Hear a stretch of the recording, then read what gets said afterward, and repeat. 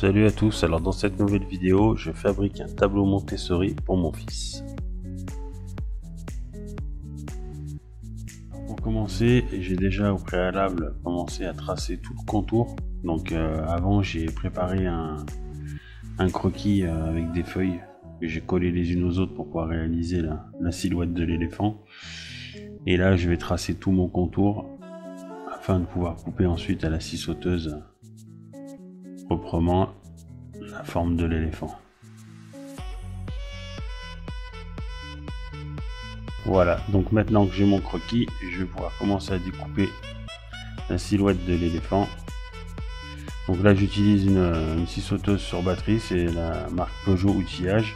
Donc c'est des batteries 18 volts avec une lame à bois spéciale. Donc là j'attaque à découper toute la silhouette.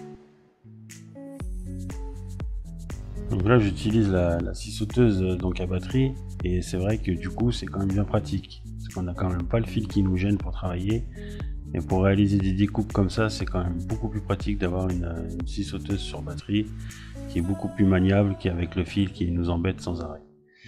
Donc là c'est vraiment l'idéal pour faire des découpes avec beaucoup d'arrondis comme ça où le fil aurait tendance à se coincer. Là c'est vraiment l'idéal.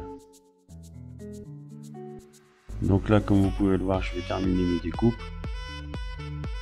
Je vais finir mes arrondis, finir les deux pattes. Je vais terminer mes découpes propres. Et ensuite, je vais passer au traçage et au ponçage des pièces qui vont venir sur l'éléphant. Voilà, donc là, j'arrive au bout du travail de découpe. Vous pouvez voir. Voilà la silhouette de l'éléphant. Donc là je positionne tous les éléments qui vont venir sur la silhouette de l'éléphant, qui à la fin donnera donc le panneau Montessori pour mon fils. Donc là je trace tous les éléments et ensuite je vais pouvoir passer au perçage des trous. Donc là je passe à la partie perçage. Donc je prépare mes trous afin de pouvoir venir y mettre les accessoires sur le tableau. Donc là je vous ai mis la vidéo en accéléré parce que j'ai pas mal de petits trous à faire, comme vous pouvez le voir sur la vidéo. Et après je vais passer à la partie ponçage.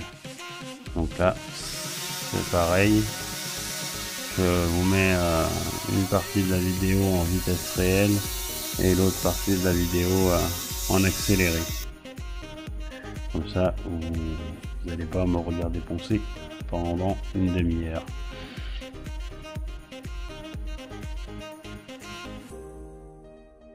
Donc là maintenant je vais passer à la partie peinture.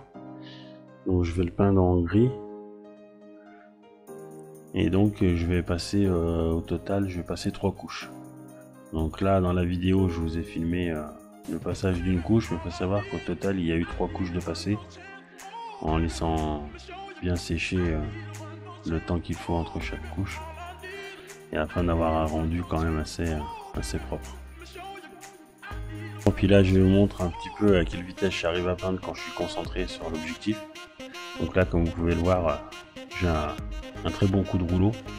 Voilà, si on calcule, c'est quand même c'est propre et vite réalisé.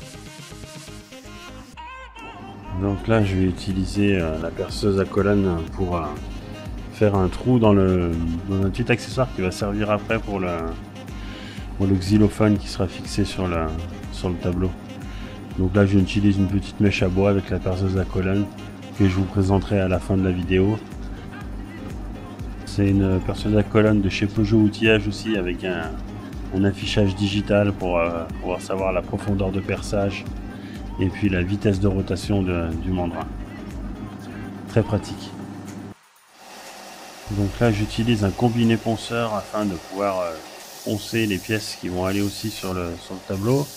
Donc ça c'est des petits ronds qui ensuite ils vont être montés sur un axe pour qu'ils puissent les faire tourner.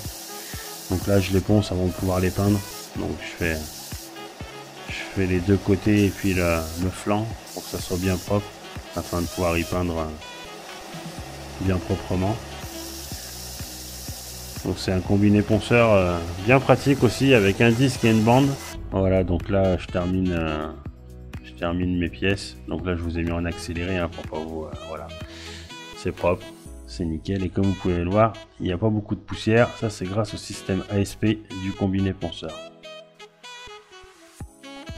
Alors là je vais commencer à installer mes éléments un à un. Donc là je commence à fixer la petite horloge. Et ensuite je vais venir apposer mes petits circuits métalliques avec les petites boules, les petits ronds que j'ai passé au combiné ponceur que j'ai peint entre temps. Là je vais fixer des fermetures éclairs. Donc voilà, je les fixe avec des clous de tapissier qui sont couleur argent. Donc voilà, j'en mets deux en bas, deux en haut afin de bien maintenir la fermeture éclair, qui puisse bien l'ouvrir et la refermer sans trop de difficultés.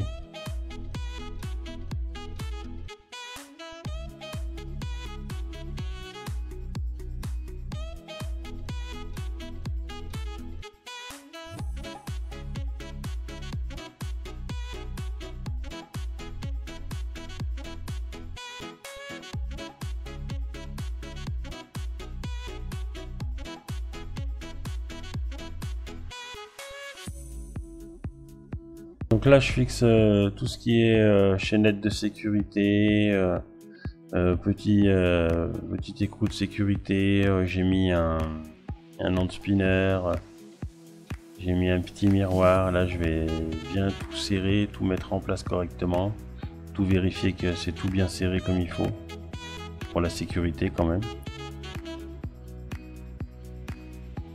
Et là je vais finir d'installer tous les petits éléments manquants afin de pouvoir finir ce tableau Montessori en forme d'éléphant qui sera destiné pour mon fils.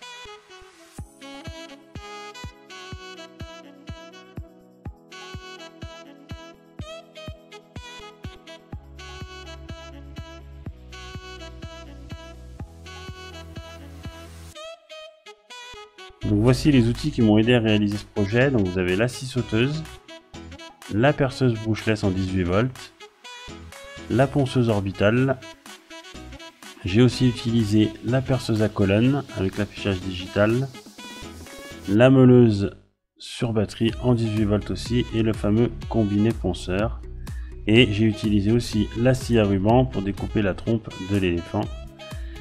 Tous mes outils ont été nettoyés avec les lingettes Big Wipers multisurface, nickel. Et voici le résultat.